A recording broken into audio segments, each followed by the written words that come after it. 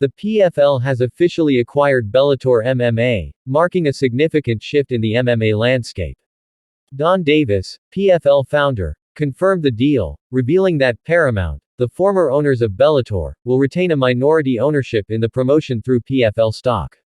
This move creates a co-leader situation, with the combined PFL Bellator roster boasting 30% of fighters ranked in the top 25 globally by Fight Matrix, rivaling the UFC. The move has shaken up the MMA landscape as recently UFC CEO Dana White and other executives had claimed that the PFL and other organizations were not competition for the UFC. And in a recent interview with Ariel Helwani, Davis has put White and the UFC on notice with his comments. Let's take a look at what he had to say. Donn Davis, in a conversation with Ariel Helwani, discussed the competitive landscape between PFL, Bellator, and the UFC. Davis highlighted Dana White's recent comments about PFL, indicating concern. The metrics revealed in the press release, specifically the 30% of the combined PFL and Bellator roster ranked in the top 25 by Fight Matrix, drew attention. He stated, he didn't comment on the PFL for 4 years because he wasn't worried. He's commented on the PFL a lot in the last 6 months, he's worried. While acknowledging UFC's dominance in top pay-per-view cards, Davis emphasized the quality of upcoming PFL and Bellator events. He countered the perception of PFL and Bellator as mere challengers, asserting their co-leader status and anticipating increased recognition over time. Davis stated, White knows that the UFC ain't the NFL, we're not the XFL, but he wants you to think that. And it's just a matter of time before that starts to get more well-known.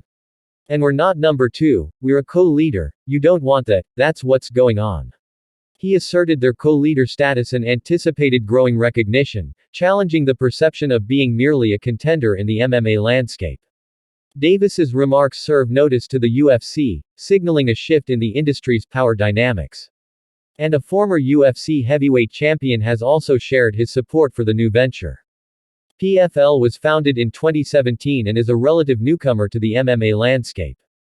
But it attracted a $100 million investment from the Saudi Sovereign Wealth Fund in August. The investment was part of a plan to expand the PFL in the Middle East, with a regional league headquarters in Saudi Arabia set to launch next year. Their partnership with Francis Ngannou earlier this year also adds another level of excitement to upcoming PFL events. Ngannou, the former UFC heavyweight champion, recently shared his congratulations for the PFL on his Twitter X account. He stated, "Game changers at Fluma, congratulations on a game-changing announcement in the MMA space. The opportunities for PFL and Bellator athletes under this banner are endless. The move has caused a frenzy in the MMA landscape."